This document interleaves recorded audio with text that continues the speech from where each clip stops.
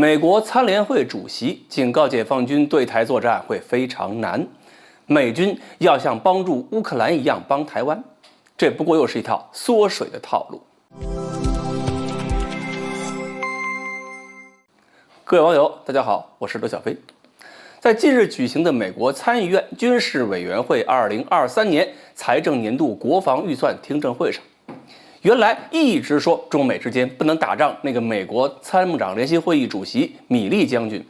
也对台湾问题表示了比以前更强硬的态度。既然在俄乌问题上，美国认为中国只是口头上的中立，暗中帮助俄罗斯，那么在台湾问题上对中国增加压力作为报复，肯定也是美国必然的对策。在听证会上，米利被议员提问说美国是否会出手介入台海局势。米利说，如果解放军收台，那就需要穿越台湾海峡，还要登上台湾本岛，在台湾岛上，在台北这些城市进行2栖空中攻击。但是呢，这种大城市里边有数以百万计的人口，不好打。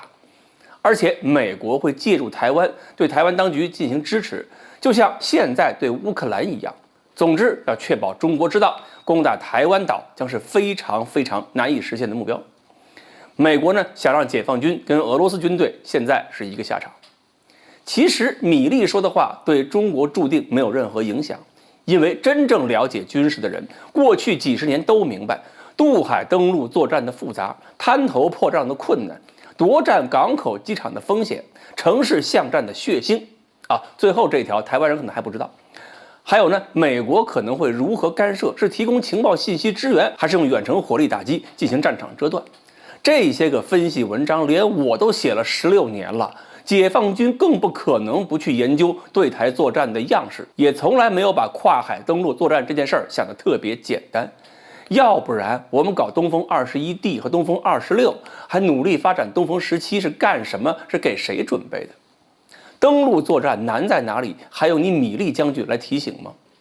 对于那些不太关心、不太了解战役组织的网友来说，米利的话只不过是空口白牙吓唬解放军。因为米利在听证会上说了，解放军在2027年将具有全面收台能力，在2035年将在全球范围内对美国的军事霸权构成威胁，到了2050年左右，中国将从根本上突破美国规则，美国军力越来越不足以在海洋、陆地、天空、太空、网络、核等领域对解放军构成压制。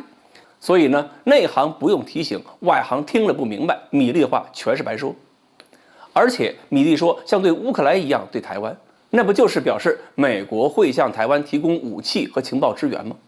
美国这次给乌克兰不少防空导弹和反坦克导弹，有点把自己的库存掏空了，已经连续3次降低了自己的库存最低标准，